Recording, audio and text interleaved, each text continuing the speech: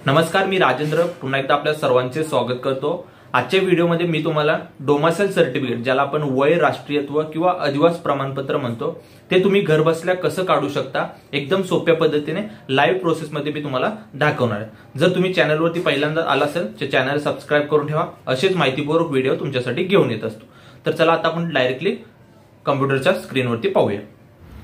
आपल्याला डोमासाइल म्हणजेच वय, राष्ट्रीयत्व आणि अधिवास प्रमाणपत्र काढण्यासाठी आपले सरकार .mahaonline.go.in या वेबसाईटवरती यायचं आहे। वेबसाईटवरती आल्यानंतर पहिल्यांदा तुम्हाला काय करायचं आहे, न्यू युजर रजिस्टर हिअर, म्हणजे पहिल्यांदा आपल्याला अकाउंट बनवून घ्यायचं आहे आणि अकाउंट बनवूनच आपण इथे लॉग इन करू शकतो।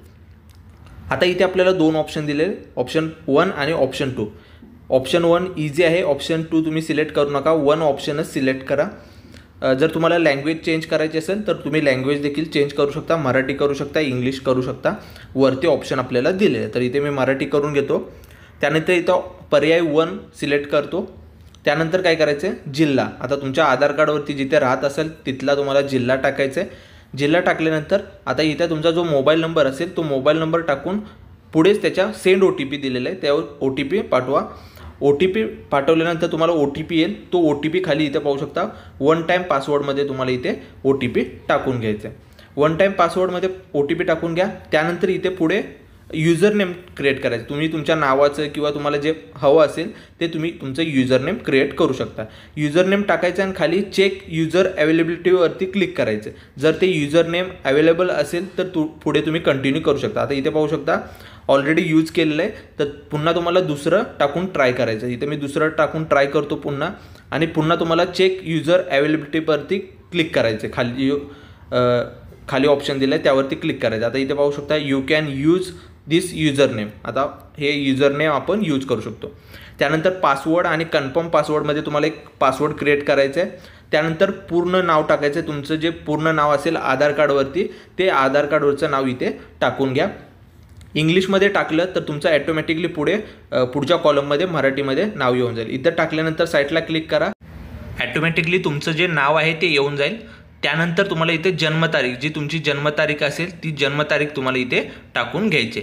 तर इथे मी जन्मतारीख टाकतो, जशी आधार कार्डवरती असेल तशीच टाका, आणि त्यानंतर खाली पुन्हा आपल्याला खाली यायचं, नाव जन्मतारीख टाकल्यानंतर खाली या।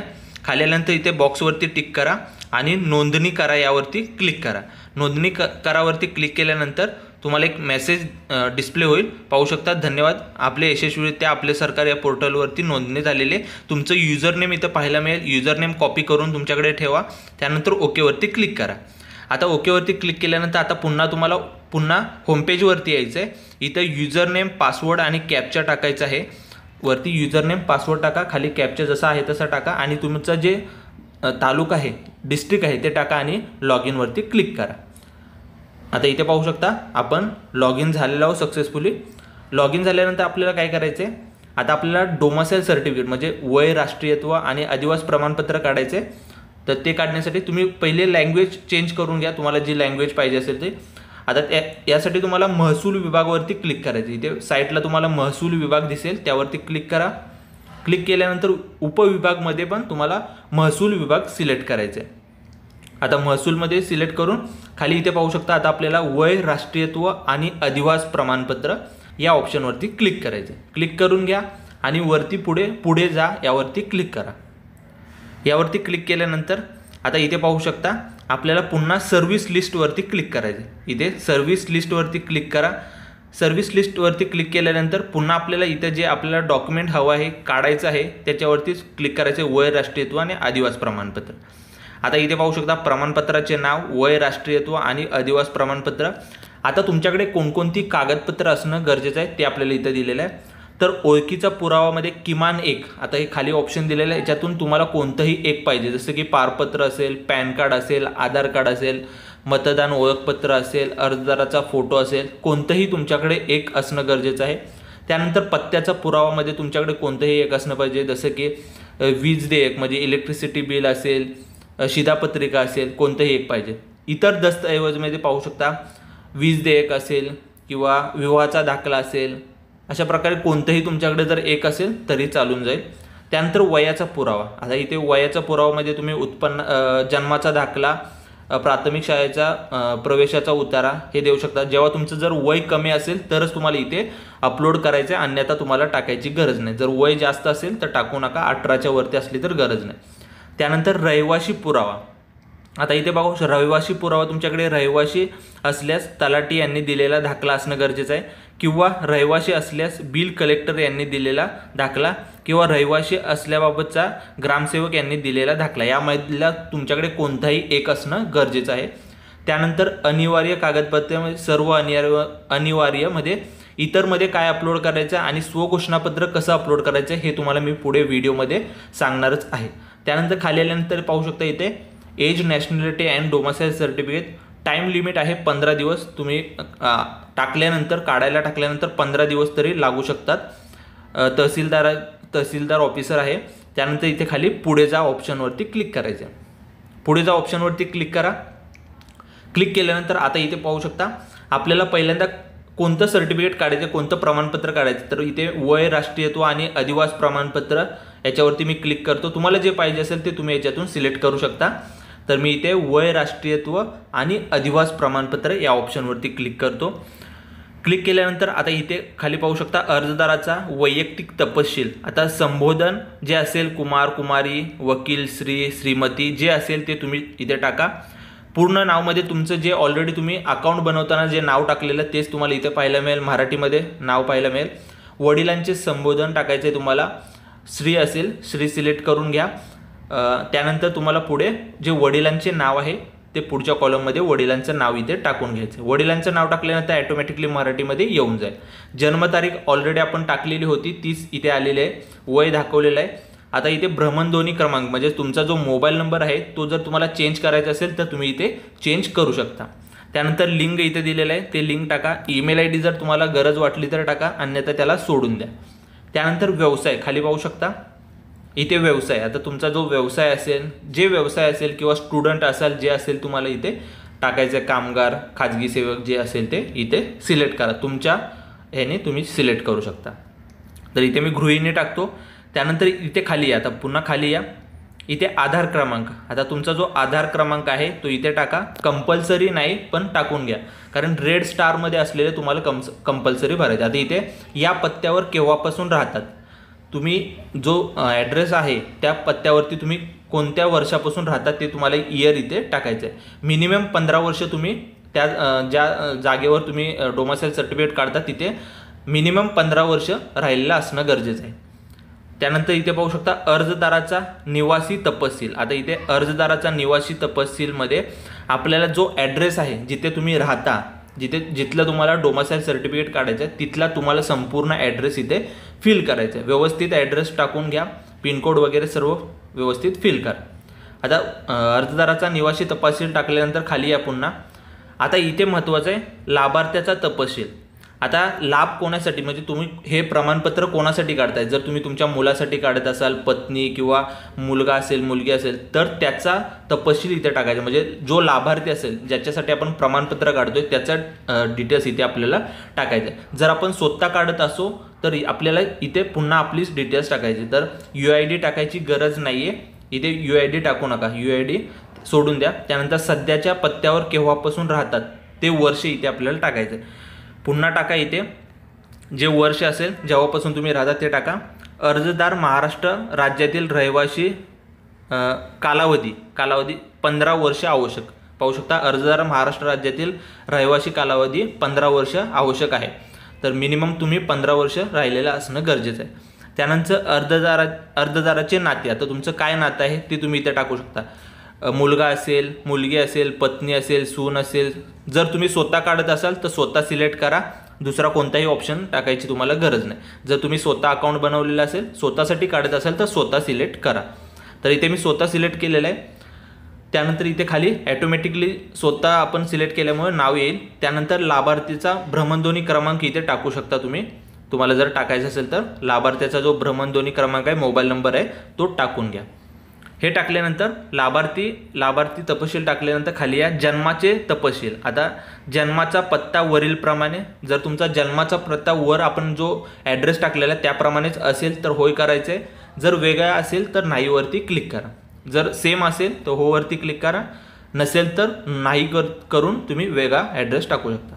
त्यानंतर लाभार्थीचे शैक्षणिक माहिती, आता जे लाभार्थी असेल त्याची शैक्षणिक माहिती इथे आपल्याला टाकायची आहे। जे शैक्षणिक माहिती असेल ती टाकायची आहे, व्यवस्थित फिल करायचे आहे।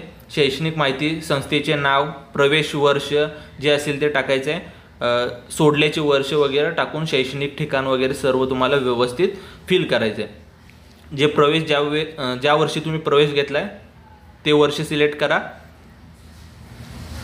त्यानंतर इथे सोडल्याचे वर्ष देखील तुम्हाला इथे सिलेक्ट करायचे। तुम्ही व्यवस्थित, मी फक्त तुम्हाला इथे समजावून सांगतोय, तुम्ही व्यवस्थित टाकताना टाकायचे। नंतर शैक्षणिक ठिकाण, तुम्ही कुठल्या ठिकाणी शैक्षणिक एज्युकेशन घेतलेलं आहे, शिक्षण घेतलेलं आहे ते ठिकाण तुम्हाला टाकायचं। त्यानंतर ॲडवरती क्लिक करून तुम्ही एकापेक्षा जास्त 10वी 12वी ॲड करू शकता। त्यानंतर अर्जदार विवाहित स्त्री असल्यास लागू आहे नाही, म्हणजे अर्जदार विवाहित स्त्री असल्यास तर इथे विवाहित किंवा घटस्फोटित विधवा जे असेल ते टाकायचं। इथे मी विवाहित सिलेक्ट करतो। त्यानंतर अर्जदार विवाहित स्त्री असल्यास पाहू शकता विवाहापूर्वीचे नाव इथे आपल्याला टाकायचे। वरती आपण विवाहित सिलेक्ट केलं, त्यानंतर खाली विवाहापूर्वीचे जे पूर्वीचे नाव असेल ते टाकायचे।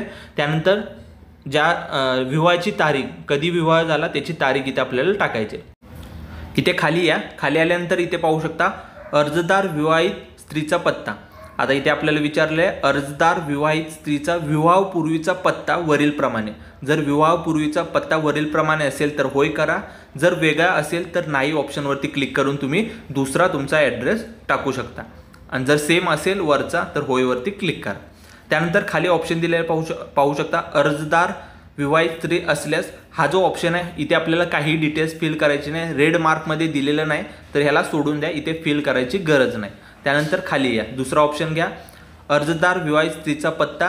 पुन्हा इथे आपल्याला विचारले तर अर्जदार विवाहित स्त्रीचा पत्ता वरीलप्रमाणे आहे का, असेल तर होय करा, अन्यथा नाहीवरती क्लिक करून पुढे जा। तर इथे मी होय करतो, जर तुमचा दुसरा ॲड्रेस असेल, वेगळा असेल तर नाहीवरती क्लिक करा। आता त्यानंतर खाली पाहू शकता इथे अर्जदार इतर राज्यातून महाराष्ट्रात स्थलांतरित झालेला असल्यास, म्हणजे अर्जदार इतर राज्यातून महाराष्ट्रात स्थलांतरित झालेला असल्यास तर इथे आपल्याला सिलेक्ट करायचं आहे होय किंवा नाही। जर इतर राज्यातून स्थलांतर झालेला असेल तर होय करायचं आहे, अन्यथा आपल्याला इथे नाहीवरती क्लिक करायचं। तर मी इथे नाही सिलेक्ट करतो। त्यानंतर अर्जदार अन्य जिल्ह्यात शासकीय योजनेचा लाभार्थी आहे का, म्हणजे अर्जदार अन्य जिल्ह्यात शासकीय योजनेचा लाभार्थी आहे का, तर इथे मी नाही करतो। त्यानंतर इथे खाली पाहू शकता प्रमाणपत्र। आता प्रमाणपत्र कशासाठी हवे त्याचा तपशील। आता हे प्रमाणपत्र जे तुम्हाला डोमासाईल सर्टिफिकेट आहे हे कशासाठी पाहिजे ते तुम्हाला इथे थोडक्यात लिहायचं आहे। ज्या कारणासाठी पाहिजे ते तुम्ही इथे टाकू शकता, जसे की शासकीय कामासाठी टाकू शकता, मी एक्झाम्पल टाकलेलं आहे। त्यानंतर खाली मंजूर करा, मला मंजूर यावरती क्लिक करा आणि समावेशवरती क्लिक करा। इथे पाहू शकता तुमचा अर्ज यशस्वीरित्या जतन करण्यात आलेला आहे। त्यानंतर ओकेवरती क्लिक करा, तुमचा अर्ज नंबर इथे पाहायला मिळेल। त्यानंतर ओके ऑप्शनवरती क्लिक करा। ओकेवरती क्लिक केल्यानंतर आता इथे आपल्याला डॉक्युमेंट्स आपले अपलोड करायचे।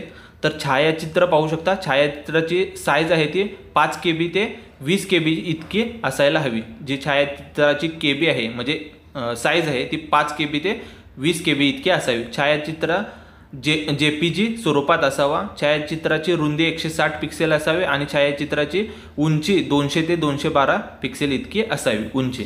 त्यानंतर इथे अपलोडवरती क्लिक करून आपल्या PC मधून किंवा मोबाईलमधून जो फोटो असेल, जो पासपोर्ट साईज फोटो, तो आपल्याला इथे अपलोड करायचा। तर इथे मी फोटो अपलोड केलेला आहे।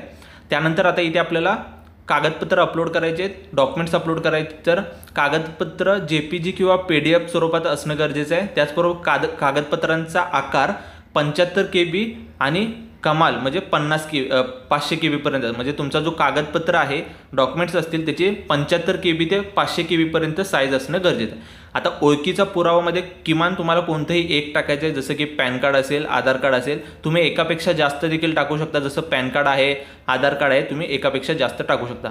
अपलोड सिलेक्ट करायचं आहे आणि चूज फाईलवरती क्लिक करून तुम्ही तुमचं जे डॉक्युमेंट्स आहे ते सिलेक्ट करू शकता चूज फाईलवरती क्लिक करून। आता इथे मी पॅन कार्ड सिलेक्ट करतो आणि पॅन कार्डवरती क्लिक करून इथे ओपन ऑप्शनवरती आपल्याला क्लिक करायचं आहे। इथे आपलं पॅन कार्ड अपलोड झालेलं आहे। आता त्यानंतर पत्त्याचा पुरावा।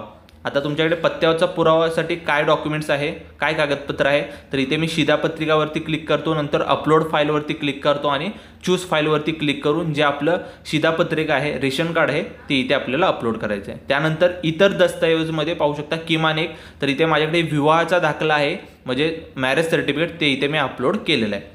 त्यानंतर इथे वयाचा पुरावा, आता इथे वयाचा पुरावा केव्हा टाकायचा आहे, जर तुमचं वय 18 वर्षाच्या खाली असेल तरच तुम्हाला इथे टाकायचं। जसं की जर तुम्ही तुमच्या मुलासाठी काढत असाल किंवा मुलीसाठी काढत असाल तर त्यांचं इथे डॉक्युमेंट्स अपलोड करायचं आहे, वय कमी असेल तर, अन्यथा तुम्हाला सोडून द्यायचं आहे। त्यानंतर रहिवासी पुरावामध्ये पाहू शकता रहिवासी असल्यास तलाठी यांनी दिलेला दाखला किंवा रहिवासी असल्यास बिल कलेक्टर यांनी दिलेला दाखला किंवा रहिवासी असल्याबाबतचा ग्रामसेवक यांनी दिलेला दाखला। तर इथे माझ्याकडे तलाठी यांनी दिलेला दाखला आहे रहिवासीचा, तर इथे मी अपलोड फाईलवरती करून चूज फाईलवरती करून इथे आपल्याला अपलोड केलेलं आहे। इथे पाहू शकता मी रहिवासी दाखला आहे तलाठीचा तो अपलोड केला आहे। आता इथे अनिवार्य कागदपत्रेमध्ये इतरमध्ये तुम्हाला काय करायचं आहे, वरती जो तलाठी यांनी दिलेला जो रहिवासी दाखला आहे तोच तुम्हाला इथे इतरमध्ये अपलोड करायचा आहे। तर इथे मी अपलोड करून घेतो आणि ओपनवरती क्लिक करतो। आता स्वघोषणापत्र, आता हे स्वघोषणापत्र तुम्हाला कुठून टाकायचं आहे आणि कसं टाकायचं आहे, तर इथे स्वघोषणापत्रामध्ये तुम्हाला खाली पाहू शकता इथे मी अपलोड फाईलवरती क्लिक करून नंतर चूज करतो। त्यासाठी पहिल्यांदा तुम्हाला इथे पाहू शकता स्वघोषणापत्रवरती क्लिक करायचं आहे। क्लिक केल्यानंतर ह्याची प्रिंट काढून तुम्हाला फोटो लावायचा आहे, तुमचं नाव, वडील किंवा पती असेल त्याचं नाव, तुमचं वय, आधार कार्ड क्रमांक, कुठे राहता ते टाकायचं आहे, त्यानंतर ठिकाण, दिनांक, अर्जदाराची सही, अर्जदाराचे नाव टाकून हे सर्व फिल करायचं आहे। त्याचे पुन्हा स्कॅन करून इथे पुन्हा स्वघोषणापत्रामध्ये तुम्हाला ते अपलोड करून घ्यायचं आहे। हे सर्व डॉक्युमेंट्स व्यवस्थित अपलोड करून घ्या। त्यानंतर अपलोड डॉक्युमेंट्सवरती खाली क्लिक करा। आपली जी डॉक्युमेंट्स आहेत ती इथे पाहू शकता यशस्वीरित्या अपलोड झालेले, तुमचे दस्तऐवज यशस्वीरित्या जतन करण्यात आलेले आहेत। इथे ओकेवरती क्लिक करा। ओकेवरती क्लिक केल्यानंतर आता इथे पाहू शकता आपल्याला 33.60 पैशाचं आपल्याला म्हणजे जवळजवळ 34 रुपयाचं इथे आपल्याला पेमेंट करायचं। तर पुढे करा, पुष्टी करावरती क्लिक करा। क्लिक केल्यानंतर IMPS या ऑप्शनवरती क्लिक करा, जो 4th ऑप्शन आहे पाहू शकता IMPS यावरती क्लिक करा। नंतर पे गव्हर्नमेंट इंडिया याच्यावरती क्लिक करा। त्यानंतर इथे पाहू शकता प्रोसीड फॉर पेमेंट, इथे खाली प्रोसीड फॉर पेमेंटवरती क्लिक करा। आता तुम्ही एकदम सोप्या रीतीने पेमेंट करू शकता। UPI वरती क्लिक करा। UPI वरती क्लिक केल्यानंतर शो कोडवरती क्लिक करा आणि तुमचा जो गुगल पे असेल किंवा फोनपे असेल त्यांनी हा जो QR कोड दिसतो स्कॅन करा, पेमेंट तुमचं सक्सेसफुली होऊन जाईल। पेमेंट झाल्यानंतर होईपर्यंत तुम्हाला काही करायचं नाही। पेमेंट झाल्यानंतर तुम्हाला इथे पाहू शकता ट्रान्झॅक्शन इज सक्सेसफुली असा मेसेज येईल, डिस्प्ले होईल। त्यानंतर पुन्हा तुम्हाला इथे डॅशबोर्डवरती क्लिक करायचं आहे। डॅशबोर्डवरती क्लिक करा। डॅशबोर्डवरती क्लिक केल्यानंतर इथे पाहू शकता ॲप्लिकेशन नंबर तुम्हाला पाहायला मिळेल, सर्व्हिस पाहू शकता तुम्ही कोणत्या डॉक्युमेंटसाठी अप्लाय केलेलं आहे, त्यानंतर डॉक्युमेंट स्टेटस डन झालेलं आहे, पेमेंट डन झालेलं आहे आपलं आणि रिसिप्ट तुम्हाला जर पाहिजे असेल तर तुम्ही डाउनलोड करू शकता।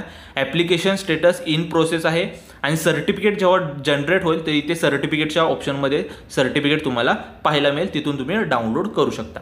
अशा रीतीने तुम्ही घरबसल्या डोमासाईलसाठी म्हणजेच वय, राष्ट्रीयत्व आणि आदिवास प्रमाणपत्रासाठी अप्लाय करू शकता। व्हिडिओ आवडला, व्हिडिओला नक्की लाईक करा, चॅनल